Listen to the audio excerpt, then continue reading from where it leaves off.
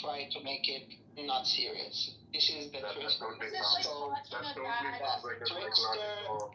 trickster mindset, which is like people are clowns, like they are psychologically clowns, and they hate anything that is serious. It is like threatening to their insecurities because it reflects their themselves. And Maga is one of these tricksters. Might say. Sam, wait, can I respond? Like, I feel like there's a stack of things I need to respond to. I don't know. No, like, because you're not even being serious. You're just trolling. Yeah, Deepak, please go. Oh. Yeah, no. Look. I mean, I'm really confused now because like Sophie was bringing up some of these interactions she's had in the past, where like she was hanging out with people without any purpose or like or greater aim or whatever, right? And my aim is to create artistic value. I'm sorry, you did not understand. There's no terms that are allowed to speak there. Let's just okay. Well, you didn't say that part. Let's just voice over. Okay, well, you didn't say that part, right? But you did say that, like, like some of these relationships need have to be transactional, right? Like, so that's, I mean, if I were trolling, right, wouldn't this be just one of those examples? Like, wouldn't this just be my weak attempt, right, at recreating something like that, right? Not when the whole room really wants to have a really good conversation and you're treating it as a joke. That's like exactly. Talk about other stuff, right? Like this Stark guy comes on stage and calls me a creep and stuff, and then you're being a creep, Phoenix wants to do some clinical psychology on me that I didn't pay for. By the way, I came in this room because Sam, like you told me about your philosophy, like whole rumbo jumbo, and I get what Deepak is saying, but I guess the people in this room really love spaces where they can talk about things and not treat it as like a game or like a joke. And this person has literally just said that he is doing that and that's his form of play or making a connection. So the choice is yours. This is your house. This is your club. I feel like the conversation was great. There's people in here that I wanted to get to hear and I can't because Deepak is like trolling the shit out of the room. So is this a conversational micro insult? Are you projecting? That's actually legit. A little levity goes a long way if it's a serious conversation, but I guess you're right. You don't want it to be all like completely silly. Well, Deepak adds just levity, and he also adds edifying things too. No? Well, I don't know about that part. One thing I'll say is interesting is that when I was like happy and good with romantic in my romantic relationships, having friends with women was totally great and wonderful in so many ways. But when I was feeling like miserable and alone, my friendships with women actually weren't kind of toxic because I was like gonna be needy, and it like wasn't good for me because I didn't want to date them and they wouldn't want to date me back, and my neediness would be like a sort of like cycle on itself, and then that would be making me even more unattractive. And so like I think kind of you should like look at yourself and be like, hey, are you in a mental state where it's like healthy for you to be friends with women? And like I'd also say that like on the flip side, if you're meeting a guy and he's feeling like lonely and desperate, like you don't have to do this, but if you like actually care about him, like there's probably things you can do to like help them out. Like if they have bad fashion, like help them get a makeover, or like if they have a hard time getting out there, like invite them to a club or something. Like so, like I don't know. I would say that like just be aware of yourself and just be aware of that your effects on others. But that's kind of how this conversation started, right? I mentioned how sometimes I'm unsure if men realize how much being friends with women can help them get into the dating world. Yeah, it definitely can, but it definitely doesn't help if they are not in a good mind space, Wait, who isn't in a good mind space, the man or the woman? The man. Oh, yeah. I mean, that goes for both men and women. Like if you're yourself, if you're like not in the good you're not mentally healthy, I feel like any friendship or any type of connection you make is gonna not be at its like normality or peak, It's basically take care of yourself first before you start trying to make connections and friends and all of this shit, because And to answer your thing, Sam, I've been in a position where I try to help out a guy that was a friend, and he ended up like ending the friendship because he had feelings for me, and no matter what, he just couldn't be around me because he had strong feelings for me, and I was just trying to help him. Level Oh, my up, go friend. out, talk to girls, introduce him to my girlfriends, like, and it was just like always me. So then at that point, I can't do shit but just be like, all right, we can't be friends, and that's it, and that happens. It's normal. I'll kill you. Excuse me, you don't belong in this tent. But Sam, What I the have a fuck question did for you just say to me? You should get out of this tent. This isn't your tent. You should probably get out of the do you tent. let your spouse? You gonna touch me? You gonna find out? Come on, let me show you the exit. Damn, motherfucker, damn! And then their parents buy him a new house. He gets out on $250,000. He raises $1 million. It's like a whole fucking justice startup nonprofit. Okay, you see the troll is just coming I back. told you, touch me and see what happens. No, of I'll course it's kill fine to you, have them have nigga. friends. I found Just because I'm in a tent don't mean I'm a clown. Damn, white boy! hell there. I had lost friends because my partner like can't be friends with him anymore. And I was like, bro, you're such a fucking Oh my dweeb. god. Like, Jesus Christ. The problem with having Jesus with like Christ. your spouse having too many friends of the opposite sex is that it means she has less time for friends of the same sex, right? Particularly the hot ones who are potential candidates for threesomes. My best friend actually is an ex of mine. She's now married, and I went through this weird phase where, like, I couldn't adjust. Hold on a second, there's a timer. So I went through this phase where I was like adjusting a little bit to the friendship role, and it took a long time, but it was worth it. And now when I think about He's this sex bitch's with her, friend, it's and a she's little weird. married. Like a little awkward to even think about that, but it is definitely, like Sam was saying, if people are in the right headspace, it's good. But if someone like Sophie was saying, like the guy just can't get over, like wants to have a sexual relationship or romantic relationship, that's not good for him, and it's a good idea that probably he gives it some time. But it can happen for sure. I mean, what do you think the statement "going clear" means? Or being translucent. I mean, you still have a memory of this sexual encounter, this relationship with that person.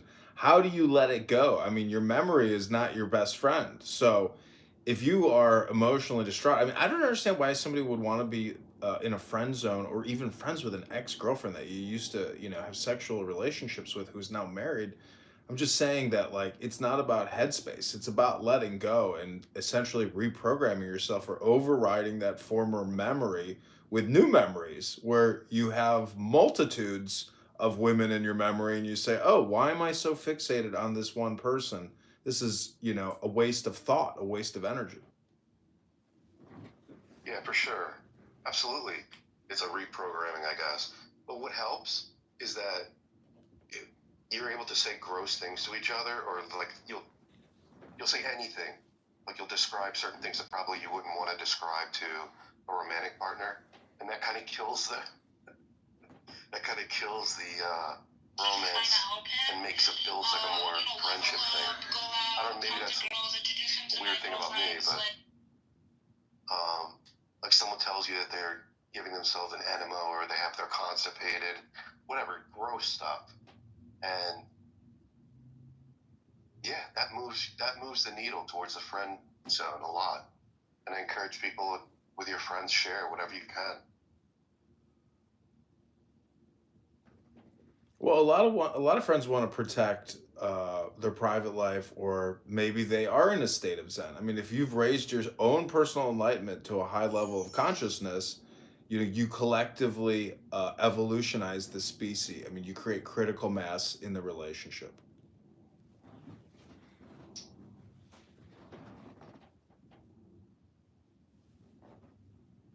I don't think being friends with exes is good. Thanks, That's good. just personally. I don't think it's good.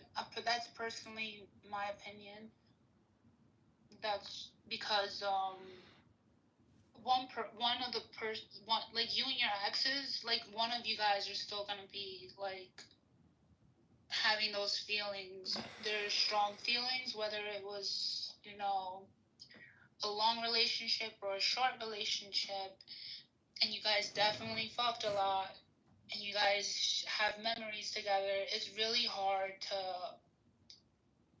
just keep that person within your friend.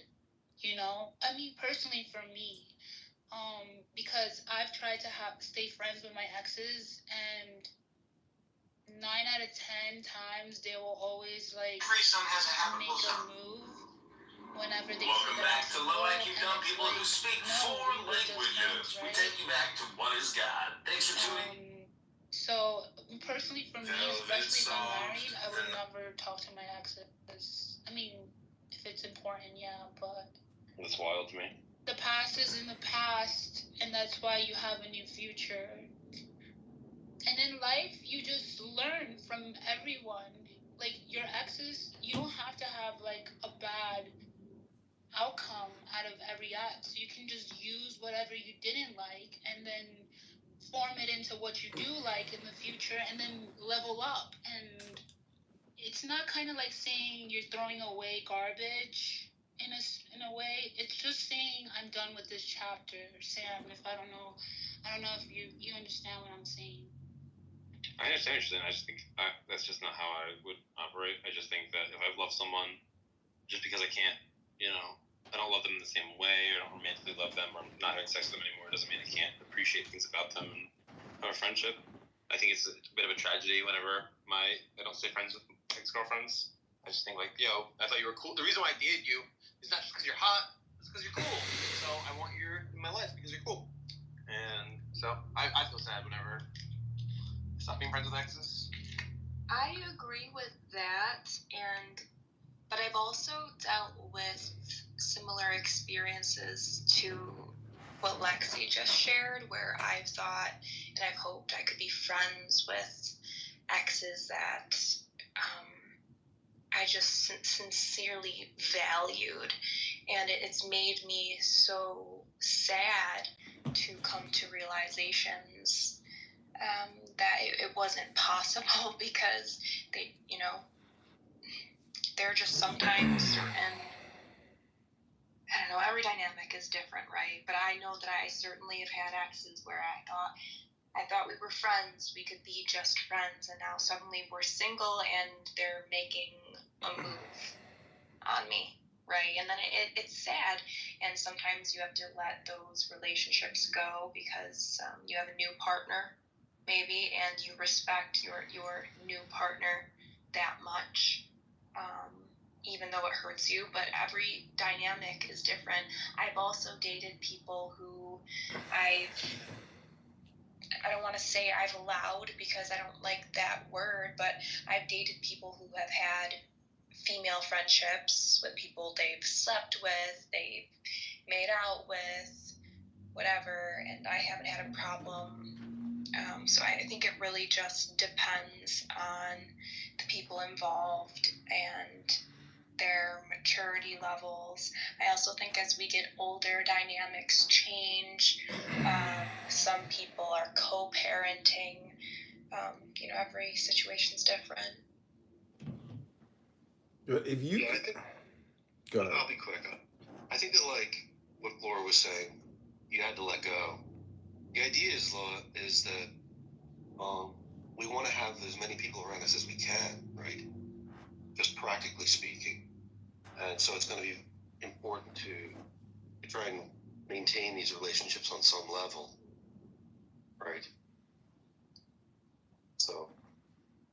I mean, it comes down to a communication, meaning how advanced is your communication? How much awareness or mindfulness can you bring into that relationship to raise, that other person's consciousness? But the thing is anger. So this app is like a good testing ground for why people get angry. Why do you get angry? Why are people road raging? Like, what are you stressed out about? Where's your faith? Or, meaning that you can use this app for social science experiments and for personal exploration or personal development, self-development.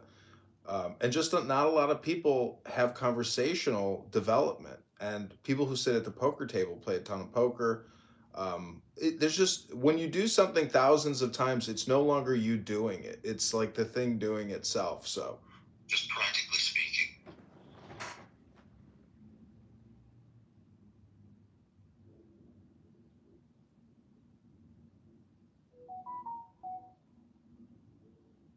That was based. What was it based on? Doge, you sounded like you were saying, like, hey, yo, you should totally move on and have new relationships and blah, blah, blah. But it sounds like you're also believing that all there exists is the present, and you just gotta be mindful and aware and enlightened and stuff. I feel like there's a tension between the two because, you know, if there's just the present and you can just be enlightened, why can't you just be friends with your ex? Like, why? I don't know. I feel like the problem is, it's when you're with a woman, you're no longer just like, you become a different being, especially in the sexual embrace. You can literally look at yoga poses during sex and say, okay, that's the Star of David.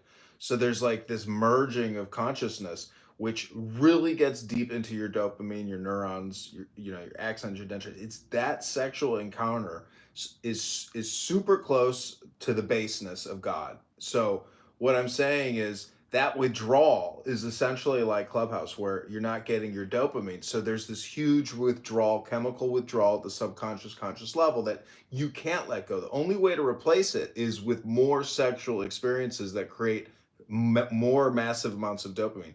Now, Phoenix may be doing a lot of X crosses because he's a gay bookseller in Mecca, but this is from a Western perspective about sex magic, about orgasm, about Ein Sof, about psychology, philosophy, relationships, brain science, just, everything under the sun. I mean, sex is a very important topic, and it shouldn't be disregarded as, I'm trying to keep it kosher and holy because it's that important.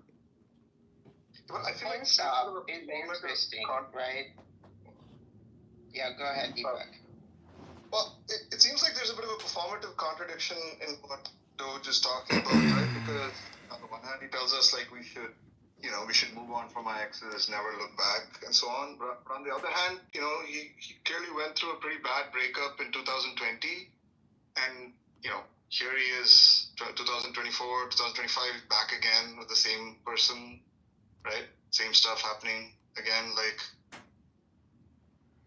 I feel like he's trolling a little bit, and I was warned that he does record rooms for his YouTube thing. I'm not outing you, because if I was scared, I would have left already. But I'm not scared of being recorded because everything I say is like truthful and honest and pure. So yeah. Well, I mean, people repeat their patterns. I'm just merely injecting my opinion into this Gestalt conversation that Sam has organized. And technically, you could say that they're conversational micro insults. Look, I'm just saying that, you can have right? But it just seems like you're the one with the battered wife syndrome, right? I hope no one finds that term offensive, but here you are back with the same person, and there's even talk about keeping that person around forever. I mean, pretty crazy. That's the thing, is when you go through a withdrawal from a woman, you got to understand that's essentially your lack of enlightenment now, because what you really want to work on is your personal enlightenment, and the relationship stuff should be secondary, meaning that you're still in a withdrawal from the blessed union, because in Zohar it says only where a man and a woman are united or connected will the blessed presence of the blessed holy ancient one be. So the concept is, now that you're out of that union or that relationship, you want to get back into that union. It's the whole thing about Adam and Eve and the rib, and how this whole union wants to take place. I mean, but that's the unique secret about the Shabbos, is you can unite with what's called Shekhinah. You don't need a beautiful punani and some great girl named Sarah to do it for you. It's basically go within. It's the same type of ecstasy. But then once you master that, then you can go back out and get some new tail, and you'll be like, why was I so depressed? This new tail is amazing. No, but the point is, you didn't go out and get some new tail. You went back to the same one. Right? I'm just saying everyone wants to get back into union. That's if you're feeling sad or depressed or have anxiety, it's because you don't have the union. So you want to get back into the union. Everybody wants it. Well, What now does that we talk about breaking up the union, in Hebrew and Arabic? What does Shekhinah It's the mean? feminine presence of the deity. No, it means tranquility. Okay, thank you, Dr. Mecca. Yeah, so it doesn't have to do with anything you said, but Yeah, okay, I'm just making it all up. Never mind. Disregard me, everyone. I'm just Donald Trump looking at a pentagram with horns behind a moon. My name is Doge. I am complete. You know, you have to give yourself to enlightenment and get rid of your ego, transcend the self. But also, if the girl you used to have sex with is around, then you're, you know, all bets are off, and you should just run away and be a scared little baby and don't even process your emotions and just like be totally at the whim of your like passions and sadness. I'm just saying, if you read sacred scripture, if anybody's depressed, you have to change the words that are coming out of your mouth because what the words are that you're using reflect your depression, your anxiety, your suffering. If you auto program by reading a good book, reading sacred text, you're basically hypnotizing yourself and doing neurolinguistic programming or dialectic therapy. That's all I'm saying. I'm actually a big, quite an expert in NLP myself. So what that says is that we can actually program our brains, trick our brains, or overcome our irrational thinking, which is generally all or nothing thinking. So I'm just saying that's the power of books, is you can literally enlighten your consciousness and save yourself and make yourself happy again and go out and be productive and be a conqueror and, achieve and be happy.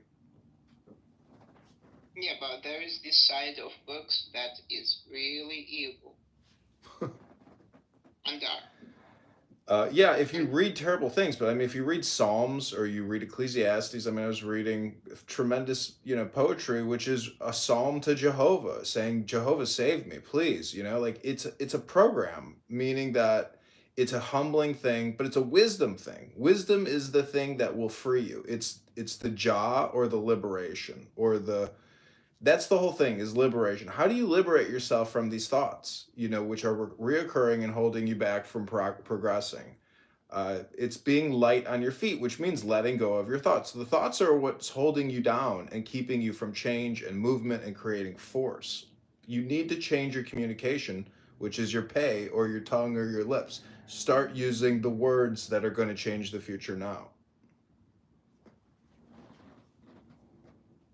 That based.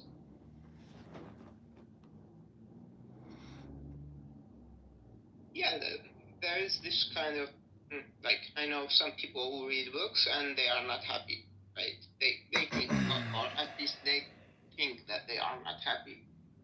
It's about like reading books is not always good, so it's about picking the good books that will enhance your well-being, the books that are actually bad for your well-being. It kind of like program you to be in a certain way that you don't want to be. It's a dialect. I was gonna agree. Yeah, I think finding the right kind of books to read makes all the difference. People usually recommend I don't know, like War and Peace and Finnegan's Wake and all that gay stuff, right? But I find that harem literature, right, is the optimal genre to really help you self-actualize, right? Stories of a guy trapped in a separate universe, in a new universe where he uses his skills and talents to acquire a bevy of hot women surrounding him who he's having sex with all the time. That sort of traditional hero journey kind of literature is great for self-development. I see Daniel please. Okay. That was a journey actually listening to. Yeah, I have the Psalms and I was reading it today. I mean, the metaphor is that you're a cup, and that the fluid in your cup is your emotional state of mind. And so, if you put more words or large language modeling, like the Psalms, for example, and you put that into your cup, it's going to create an elixir or an alchemy and create gold and silver and give you the joy of now. I mean, it's like this. That's my compression opinion.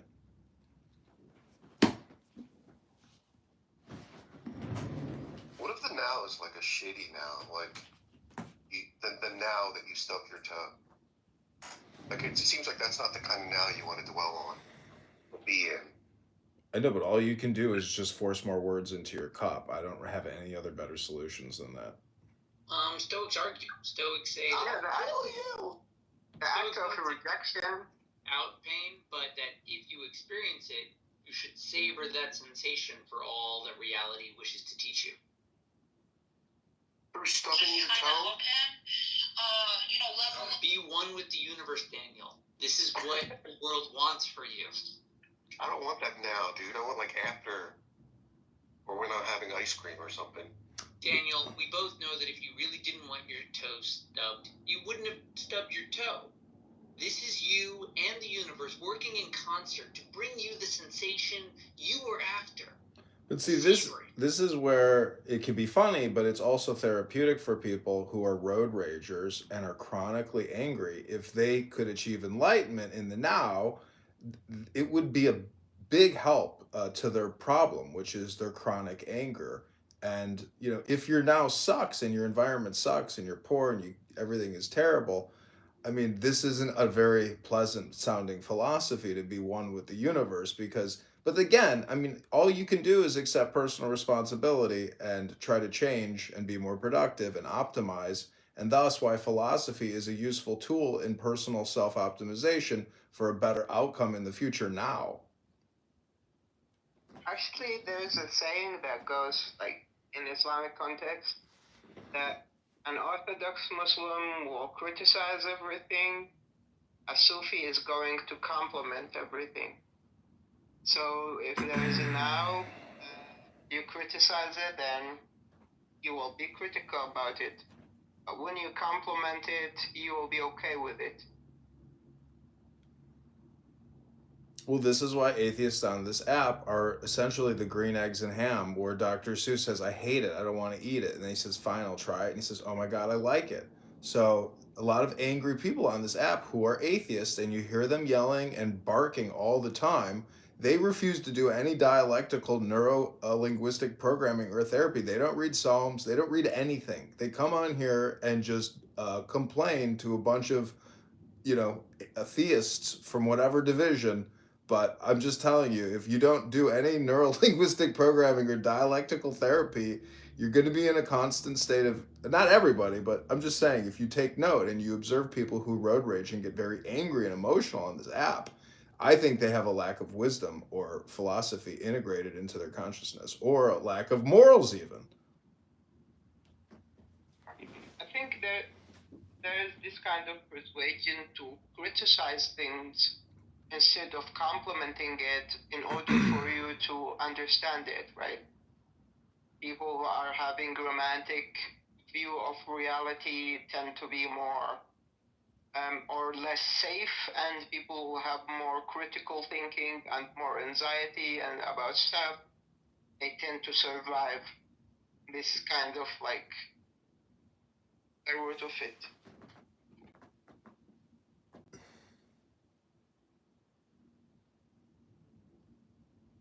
Atheism is a part of religion. Well, I mean, atheism is a response to religion, right? It is criticism to religion. Right, they hold each other in balance. Each religion has its group of atheists. Yeah, I think I read something that the reason why God didn't punish the golden calf worshippers was because they were faking it. So therefore, God faked the punishment. Well, he didn't kill everyone. He made the magic gold powder elixir that'll kill you only if you're guilty. So how do you view micro insults on this app? I mean, I feel like a good thrashing and a good trolling and a good barbecue roast is more fun than just micro insults. But, maybe micro insults are.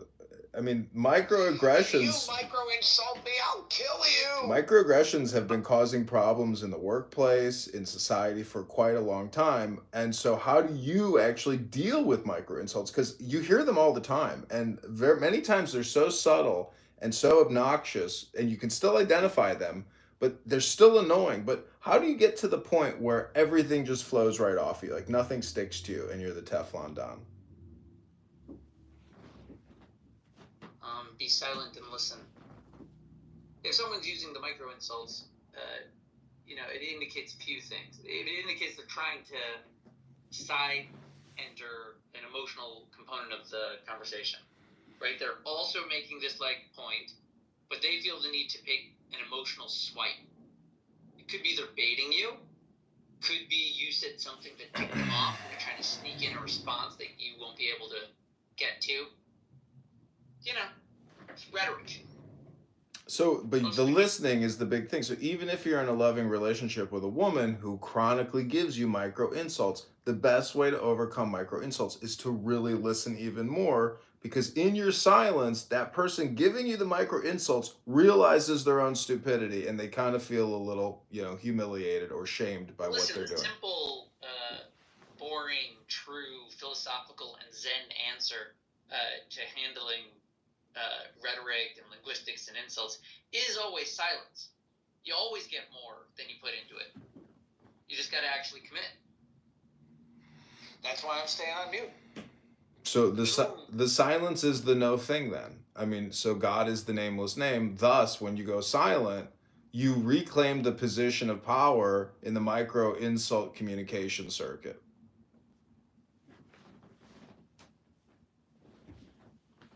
Yeah, because meaning the micro insult is meant to get you away from a place of silence where you can actually listen and comprehend. Usually, it's some tactic to confuse you or hide the point, whether they're angry at you or they don't want you to know what they're saying. It's just a tactic, which is why if you just listen, you can see that they want something out of it, which is weird. It's much more fun to find out what that is. It seems like you have to be looking really hard to find these micro insults. Otherwise, they would be macro insult. You could call them Solomon tests or shit Only if you're a tests. dumb piece of shit. Well, they are small. Not like we're saying they're big. Well, Surely we could find a way to just listen, either ignore them or not look. dogs aren't going to notice these subtle microaggressions. I mean, I assume by micro insults you're talking about what people usually refer to as microaggressions. Is there a difference, or? I think Doge has a good point, though, because I think people give me microaggressions. This is my first contribution to the conversation that's not trolling, so I'll accept my congratulations later. But people give me micro insults every day. And, if you work with young people, I work professionally with young people in various capacities, and younger people have less tact, because tact is a skill, and the ability to be impeccable with your word is a skill that's developed over time. And when people give me microaggressions, 99% of the time, when I am well resourced, I am able to let it roll off like water off a duck's back. 1% of the time, I have a meltdown on Clownhouse, and you should consider yourself lucky to have experienced them. Presuming that micro insults and microaggressions mean the same thing, my view has always been that, they do. Sorry.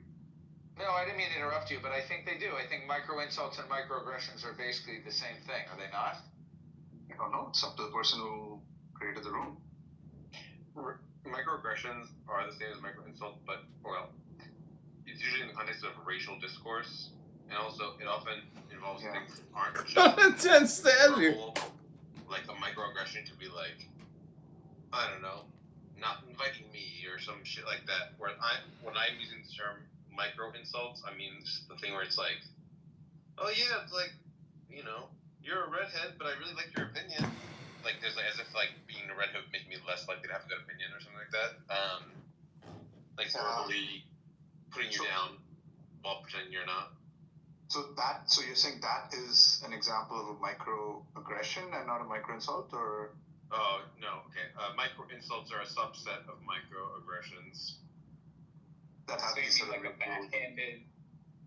backhanded compliment?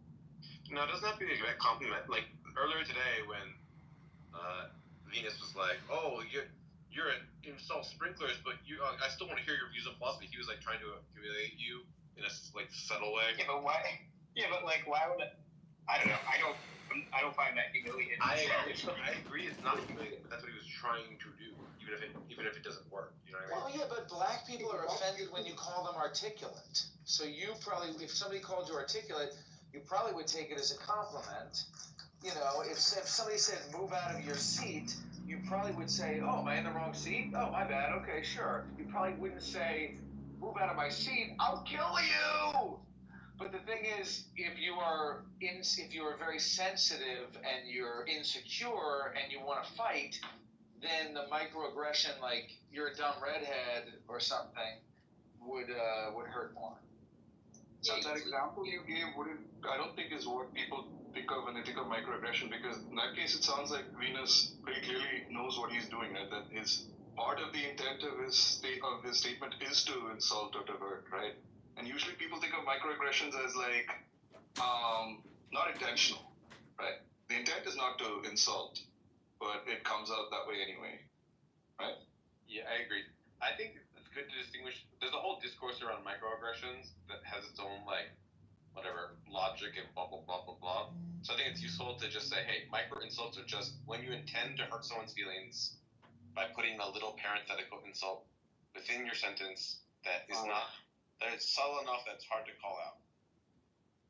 Okay, yeah. Well, I think there's tremendous value in that. You know, I think it's like a part of good, like funny rhetorical discourse. But like, somehow I feel like it's funnier and more palatable, right?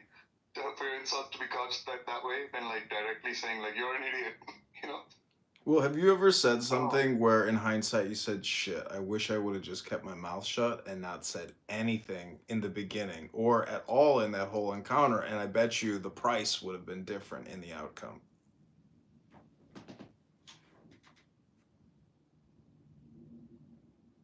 Like, I get my view about microaggressions and so on, like, is I kind of agree with a lot of the discourse around it, I guess, but like, I just think we shouldn't be institutionalizing, if that's the right word, right? Like, these are like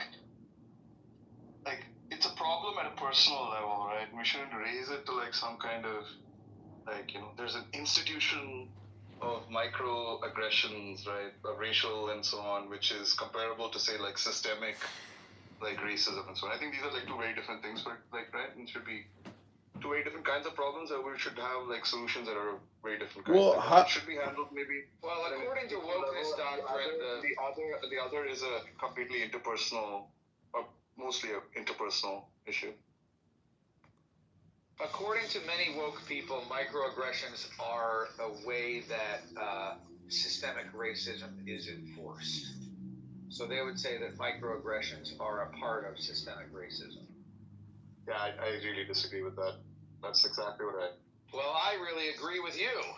But of course, you and I disagree with contemporary wokeness. See, if you're a gaslighter, I mean, you are essentially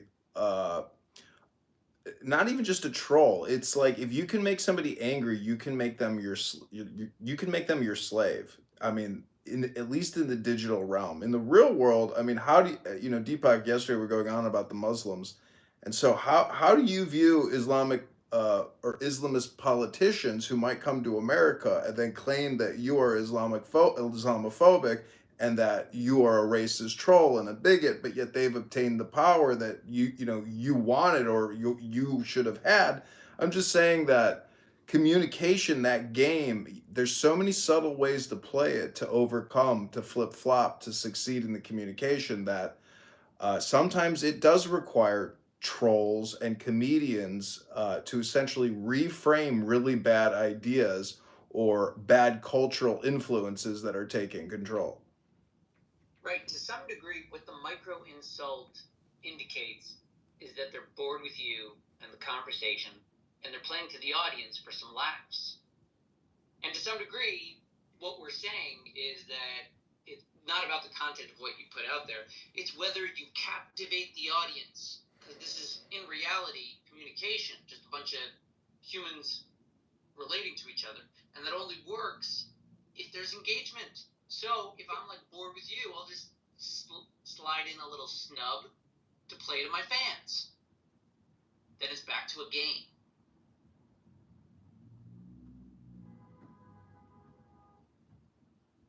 I mean, it's a game of trickery, meaning how, like Uncle Steve has his show all the time. I like to call it, How Angry Can I Make Uncle Steve?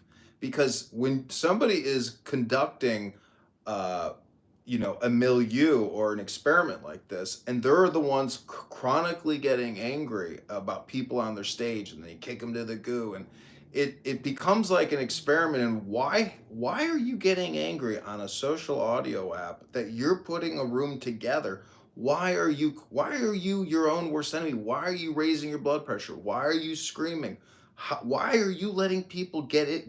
Why are you doing this to yourself? I don't understand why people are sadomasochistic like that, but that's what's happening.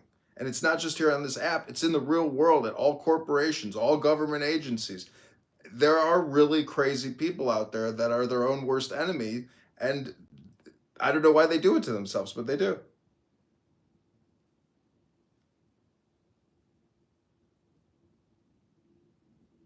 Usually it's a habit.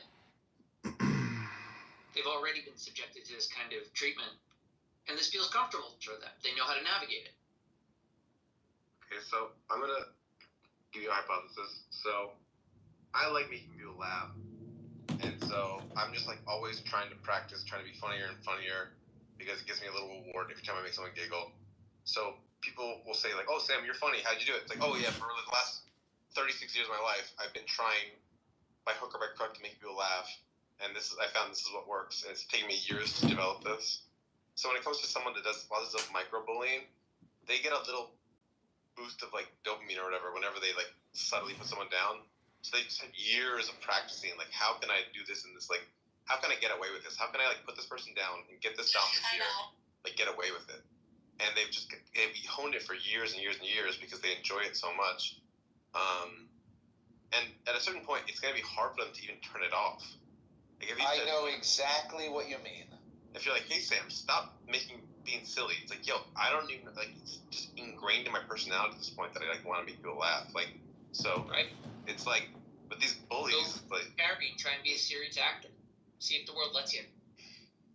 So yeah, like I don't know. It's kind of like on one hand they should fucking obviously stop because it's a fucking ridiculous thing to do, but like on the other hand, like I don't have high hopes that they will, given how much it's just like years of habit and practice, you know? Right, you gotta know the measure of the person. If this is like part of his personality, it's how he lives, it's what he does, you shouldn't expect any change. You should just anticipate how you can best navigate around it, knowing your psychological proclivities. But it doesn't go back to silence, where if you're comfortable with silence or not responding, and you're comfortable with other people being uncomfortable with your comfortability in the silence, I mean, isn't that essentially how you get past cynicism or being, making negative comments all the time? Yeah, that would be a good middle point, because like if he tries to engage at like the level of healthy discourse, he's likely to just fall back into his trope. But if he stays silent and he listens and he pays attention to the effect that the discourse has on him, the effect it has on the person using it, then he'll come to realize what he can say. He'll be freed from his silence. But yeah, I would guess best place to figure out what to say is to say nothing for a while. Dude, the moment you start getting pissed off on this app, for me, it's like, all right, it's time for a break, dude. There's just something that's pathological about the idea that I would get pissed off on this app, and an indication that I'm attached to it in some way that's just like pathological. And that's not that doesn't seem like a very complicated issue. Yeah. I think that, like, you were saying this thing about how, like, oh, we should maybe not deal with, okay, I think you were kind of implying that this is, like, a personal matter, and maybe we shouldn't have, like, reify it and have norms around it. I think this is, like, wrong. I think generally we should, like, it would be good if in the future there was no even microbullying, that people were just nice to each other, and that, like, the more we talk about it and put sunlight on it, the less likely it is to happen. And then so like, of course, it's not at the level of systemic racism or anything like crazy like that, but like, I just think that the thing of like, oh my god, kids these days, they're so fragile. It's like, yo, no, they're just like, they have healthier norms. They just like don't hurt each other as much. That's good. Right. No, actually, I agree with that. Just have people are. Can I respond to that? It was addressed to me. Like, I think I completely agree. I mean, like, what I meant was, I wasn't saying that it shouldn't be reified or we shouldn't have norms around it. I super think we should, and I do agree that, like, modern norms, like, you know, what the norms that the kids have are, on average, better, right?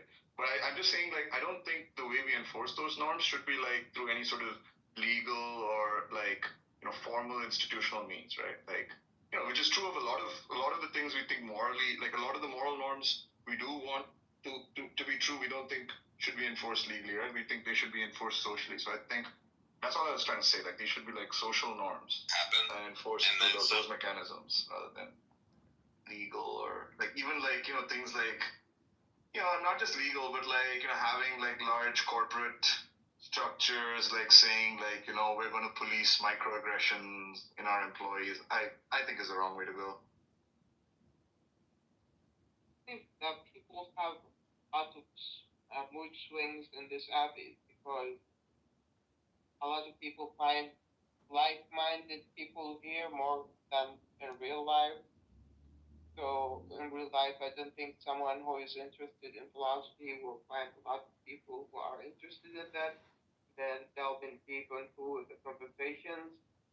In Clubhouse, there's this thing, so people will find like-minded people and will connect to them and will actually have like long periods of time with interacting with them, and that kind they can have mood swings with them, and these mood swings will happen, and people will notice, especially that you will notice emotions with vocal chatting, invoking more than type kind of chatting.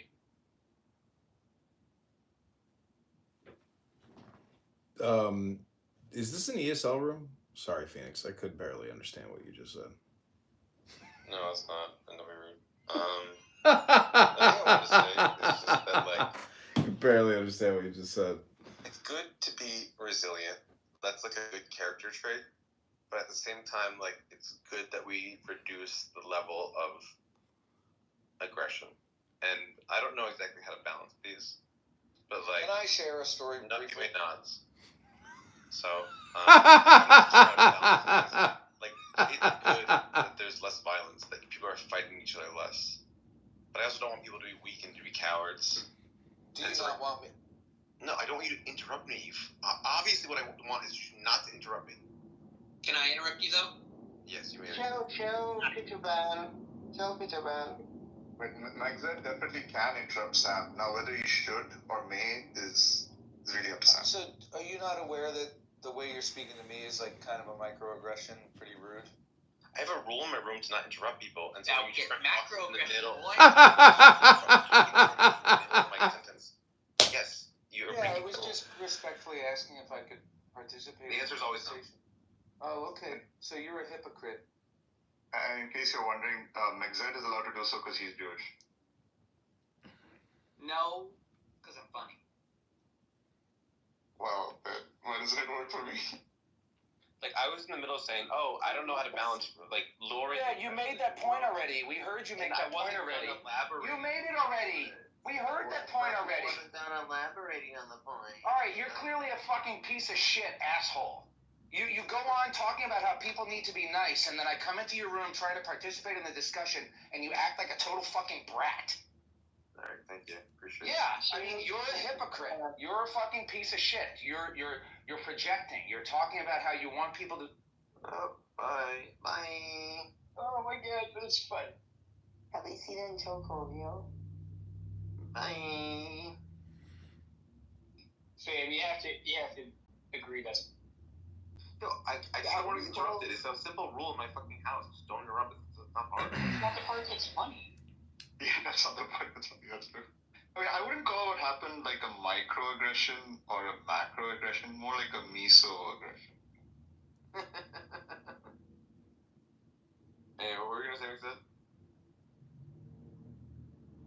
Oh, I was really just interrupting for the joke. Okay. See, if you crash out and you get angry at a mod or somebody in a room, it really is a you problem. And you know, I just view if somebody wants to kick me from the room, I just go to the next room or stop using the app. But to get angry with somebody on this app, it causes more harm to me, and it's bad. It's a bad idea for me to get angry. It just does not serve me. So I don't know why people. I know people are doing it because they want to create the dopamine, but at the same time, why do you want to feel bad or get angry? It's like just move on. I mean, you know, create and be the maker, but don't create anger and rage in yourself. It doesn't serve the self. It's a pointless thing to do for oneself. Yeah, but it's powerful. There's a reason people like rage. There's a thing called righteous indignation. Oh, that's the best stuff. Well, And also, it's part of just like the range of human experience, man. I know, but I'm talking about just in the People get mad. recent couple minutes with Zach getting angry with Sam. Like, I think it's because Zach wants to be heard and he wants to have a relationship, but at the same time, I mean, it's ineffective communication on his behalf. I mean, I've been in enough of Sam's rooms to know that he doesn't like being interrupted, or he wants consistent speech and real communication, not people talking over each other and wasting everybody's time. There is a lot of time wasting that happens as a result of this rule, but No, but I mean, even in a room where interruptions are allowed, right? Like this kind of what he did was like, especially multiple times, kind of BS. Right? He just randomly interjected whenever he felt like. Oh, listen, guys, he's already booted. We don't need to quibble over whether or not Sam's actions were justified. Which is the point I was trying to make about this space of Clubhouse. There is no fairness here. There's just the guys with the green buttons and the other ones affected by them. How very it's very postmodern all there is power. No, listen. Morality is nothing. We just have to analyze. Guys. there's a reason you keep trying to be the one to start the room thing. Let's be honest here. It's true. Starting the room is a power play that you were moving, and you started this room with an insult to Venus to respond to his dominance over you in the other room. Point being, Clubhouse, right? Think of this as the realpolitik of Clubhouse. This is not society. This is not how people interact with each other. Definitely not with strangers. What this is a game. And the ones that hold the power are the green button folk. And that's just true. They can shape any of the conversations. Their largesse allows the discourse. You get a green button, Sam. You're making me want one room. So, okay, I don't give a fuck about the power. All I want is no interruption rule. Everything else I don't give a fuck about. Just hate it so much. Having a meeting with the Trump administration. You gotta have some interruption. That's part of what makes an interesting conversation. I have two rules: get to a point quickly and no interruptions. If you get to the point quickly, the conversation's fine. There are babblers who I just won't invite on stage that will just go on and on and on and take advantage of it. And there are some people that really they get close. They they take advantage of my rule. But I don't know. On the whole, I love that I can just say stuff. This is a great experiment. The point is, you don't have to be an absolutist about the rules. Is kind of the point. I get it, but see, you don't have to have rules like that. You're just the mob. You can tell people to shut the fuck up whenever you want to. But see, this is an experiment for the green bean primarily, meaning that with enough simulations, you would realize how ridiculous it is to get angry, even as the creator of the room. I mean, in many ways, you should just let it devolve into absolute chaos and let it shake itself out and not let it personally impact you, because what you're listening to through your ears is causing an emotional response within you, even as the creator of the room. So the secret is in figuring out, why am I emotionally reacting to all these sounds that are coming out of my phone? Isn't this crazy to get emotionally upset over what I'm listening to on an app that I'm opting into to communicate in? I don't call it green bean, I call it the green asshole. Yeah. The green balloon nut.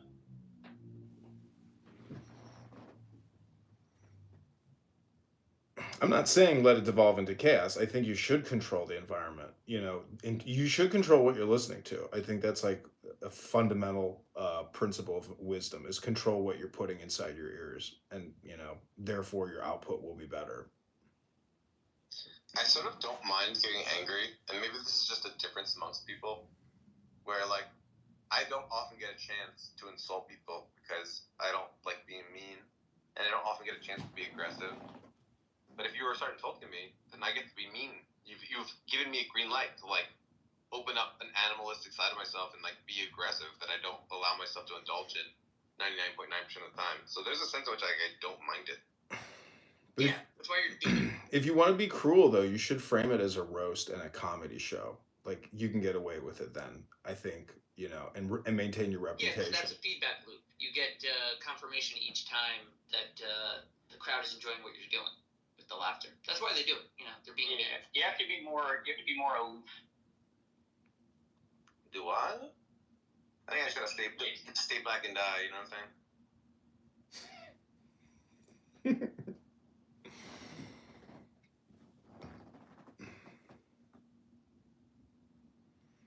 Is that a racist thing you just said? Because I didn't quite know. There's a quote. There's a movie called Lean on Me, and the guy's a black superintendent says to a black principal, "You've got to do like X, Y, and Z," and then the black principal says, "I don't have to do anything except stay black and die," and it's just a funny statement.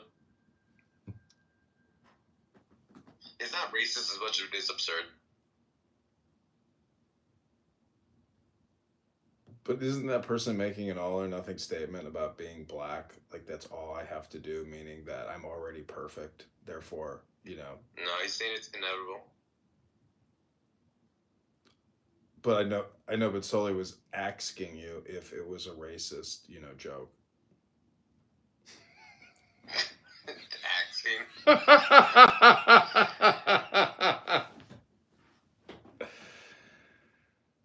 So I don't know if you know what Zen is, but it's essentially a conversational micro insult game of like subversive communication. It's like, who can be more Zen? Why is that? Oh, the chat is demanding that you give mods to Bora. Please don't. Oh my god.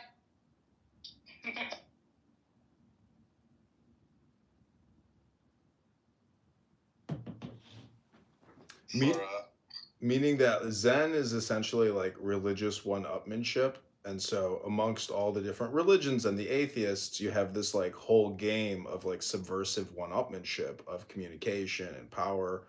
And thus why, creating rooms on this app is an interesting analysis of really subversive one-upmanship through words, through debate, through rhetoric, through projection, through comedy, through, whatever game you think this is.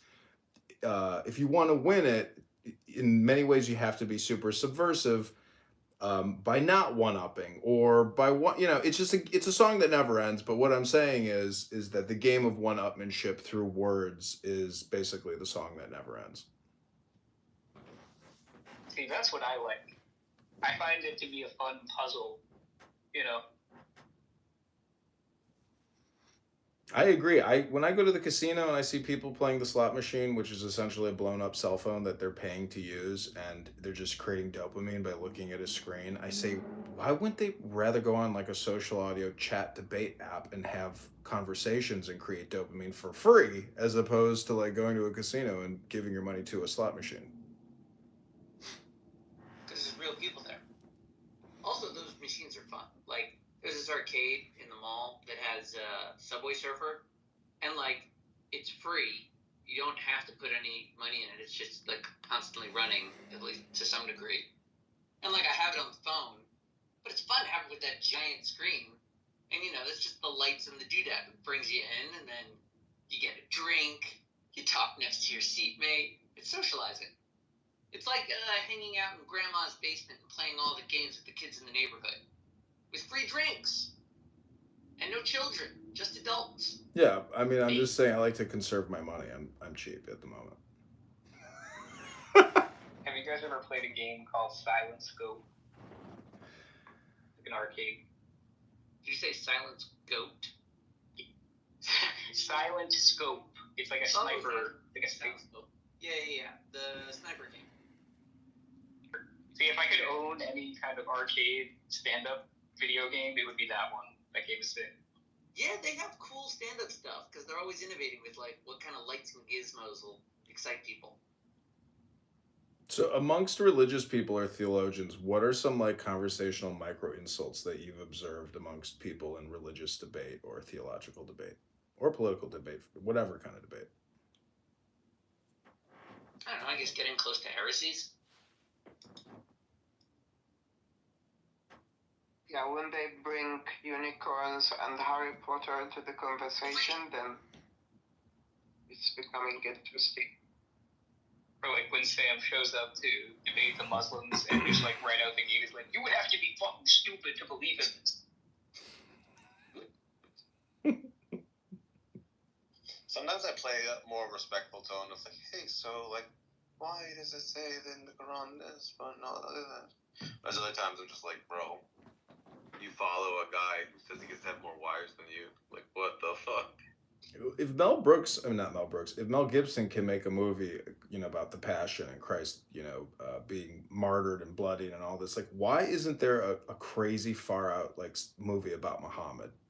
That's based on the true story, but also, well, I know why, but this is America. It seems that somebody should have taken the time and money to create a blasphemous, heretical movie about Muhammad that swept the world in total anger, but made $1 billion. Like, it's got to be coming. I remember when South Park was going to show, well, it was kind of funny because they had already previously shown Muhammad, but like it was before Charlie Hebdo and like nobody like was paying any attention at the time. But then after Charlie Hebdo, they were like, we're going to do it again. We're going to show Muhammad. And I remember I was like watching it as it was like first aired, and Comedy Central censored it. And I was like, what? Because isn't part of enlightenment essentially showing people how ridiculously angry they get over these microaggressions or macroaggressions, meaning that it's part of your therapeutic process to be enraged that someone has created a heretical movie about Muhammad and it's very popular. I mean, it just seems to me like it's part of also making money where... Yeah, that's the outlet of rage. Right, unless you can create massive amounts of attention, your commercial product is never going to actually be a big success. It has to draw in the attention and create a mass hypnosis. You don't have to make that movie, but like, yeah, the people who are reacting to that movie, they're feeling like Sam does when he points out the microaggressions. Oh, finally, rage. Well, like, so I think one thing to consider is that, like, Middle Eastern countries have a lot more kind of, like, economic influence in the West, a lot more sort of, like, front-facing economic influence in the West nowadays than they used to. Mm-hmm. So they're, like, I was watching tennis or something, and there were, like, basically, like, Saudi Arabian, like, flag symbols on the wall behind the tennis players and stuff, and it's like, damn, it's kind of weird, So it's just, it's the same thing with China. It's like, Hollywood doesn't want to piss off China. Hollywood doesn't want to piss off the Middle East. Just like economic. Right. It's weird because like the technology of cinema was unlocked and controlled by entertainers and performers long before people understood the propagandist value of the technology. I mean, like, they understood, but they couldn't implement it nearly as fast as vaudeville. Vaudeville knew what to do with it. So as a result, you have these weird, like, stopgaps of prejudices, stereotypes, of people's understanding as the film industry is, like, growing in subtle awareness of these things. When really, it's just crazy performers trying to get a laugh. But then, like, they have to now become the arbiters of culture. And strictly speaking, they don't really even want the job. They're really annoyed. Because they want, like, a girl to dress up as, like, I don't know. It's like, Hollywood doesn't want to piss off China. As Barack Obama. Hollywood doesn't want to piss off the Middle East. Because they're just crazy performers and they want to see if it's a good show. But, like, instead they have to contend with whatever crazy politics. Like Snow White being a Latina. No! The horror Like, I don't know, is it a good production? They don't want any of the politics, but the propagandist power of the cinema is just firmly in their hands. Well, look at a mind virus, meme virus, meaning that this whole Carmelo Anthony thing and getting stabbed in the heart in the tent, like that, because it's so stupid to sit here and debate it for hours, it's driving people emotionally insane because it's so absurd to sit here and waste all these hours and days talking about an obvious murder.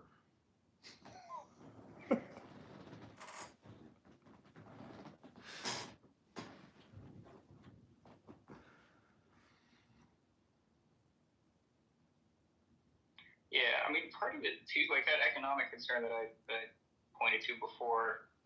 You see it with like the fact that they only make sequels and remakes and stuff, right? Like that's just like another sign of like, you know, economic weakness. Basically, they're like, we just want to make things that we know will make money, you know.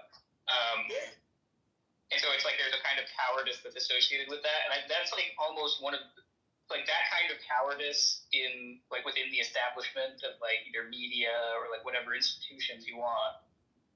That's like the reason that people like Trump come into power, basically, is because, you know, everybody's too scared to do anything interesting, and then some fucking crazy asshole comes along breaking the mold, and they're like, oh wow, you know, this is novel. Yeah.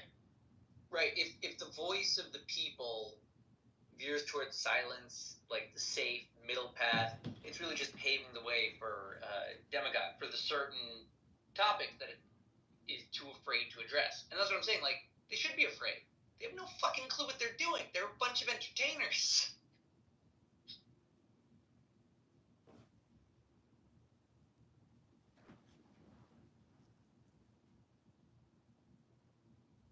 Really, what we need is a Kuzats Hadra to show us the way. Yeah, his name is Donald Trump. Right. Sorry, I like you quoting Dune. When did I quote you? When I was like, you might be afraid that I'm the one. You've been waiting. Yeah. You've been waiting these years, praying to your mother.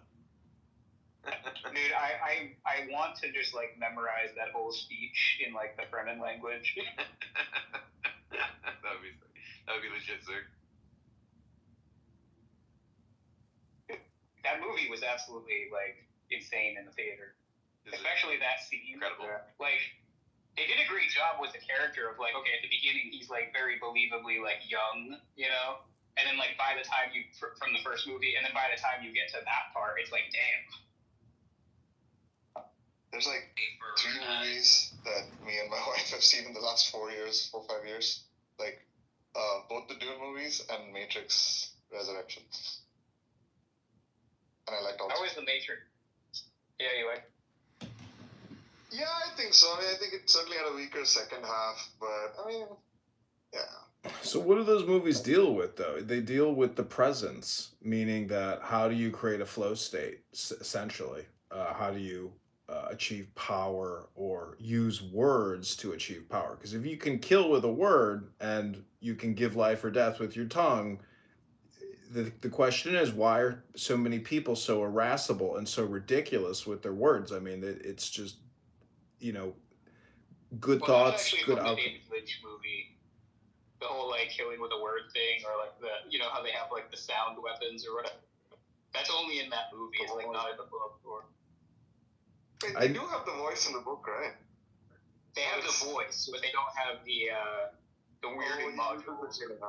Yeah, that's right. Yeah. But see, you get David Lynch was into TM and transcendental meditation. I read Jerry Seinfeld's book called This Is It, and all these people are into transcendental meditation, which is essentially just repeating a mantra over and over again to where you override your automatic response. I mean, so you basically transcend self and go into a wordless, nameless, soundless state where you're no longer thinking. And so that's like meditation. And that's what, you know, David Lynch, and that's what these movies deal with, is how do you create a gnosis or a unity with the presence to achieve, you know, your objectives, or to create a force. Well, yeah, I don't think that's what the movies are about at all. It's prescience, which is like he can see the future. That's basically like what politics power. No, his power. he had a tremendous power. He had basically the spirit within him that gave him. Yeah, I'm saying is, if Deepak, if you don't think that's what those movies are about, that's what those movies are about. It's essentially about X Factor or Holy Spirit. I have a question for Joe. Okay, can I just respond? I mean, obviously that is a thing that happens in those movies. I mean, I suppose you could include The Matrix too, but I guess you're talking about Dune. But that's not what they're about, right? Like, they're about, like, if there's one theme that it's about like the danger of, like, demagoguery and things like that, right? Like violence and like of not a fight, what's called like a jihad, right? All those kind of things. It's mostly political, and also like in the book itself, like what's his name? Like not Brian Herbert, the other Frank Herbert. Like the other theme he really focused on in the book was like ecology, which I don't think the movies do a good job of translating, but that's. Well, look at that one scene with the Juice of Safu. Thoughts give rise to speed, and the Juice of Safu quote from Dune. I'm just saying that a lot of this is like Kundalini work, which is yogi work. I feel like you're doing Phoenix this to me on purpose, though. You're like specifically pointing to things that are like only in the David Lynch book. But the whole thing with Matrix 2 is Neo becoming essentially the Mashiach or the Mahdi, meaning that he's able to transcend and manipulate the code itself. Thus, he is, the chosen one, or you could say an extension of God. Yeah, but that narrative clearly ran out of steam after the first movie. I feel like it's not so much the narrative. Like, I feel like they had good ideas, they just executed really poorly and or relatively poorly in the second one. No, their overall like meta fight of like the architect planning the whole thing, first of all, invalidated all of the fun of the first one. Second, like in the end, it was just like a big robot brawl. Right? That was their ultimate transcendental end. And what was the robot brawl? A robot brawl of peace, where Neo is fighting in order to lose, strangely, invalidating even the final fight, because as he gets infected by Smith, he frees us all to have liberty within the artificial construct of the Matrix. Somewhat Christian, sure, I grant you, but dumb narratively after the first one. The first one was amazing, with him like not sure, told that he isn't, getting killed, he comes back. There's your Christian allegory. Stop the story there. 2 and 3 garbage, man. Although I will say this, honorable mention, Animatrix was badass. Those were excellent animes. Yeah, but look, the first couple of things you've talked about was just execution, right? Like robot brawl and so on, and I've ran most of that. But I think, like, look, obviously, like, the story has to progress from the first one, right? Like, if you're going to make a second movie and a third movie, just like you're going to make a second movie and a third movie. The first movie ended beautifully. It didn't need a sequel. I mean, no, look, even the first movie never needed to be made, right? Like, no one needed to write, like, War and Peace and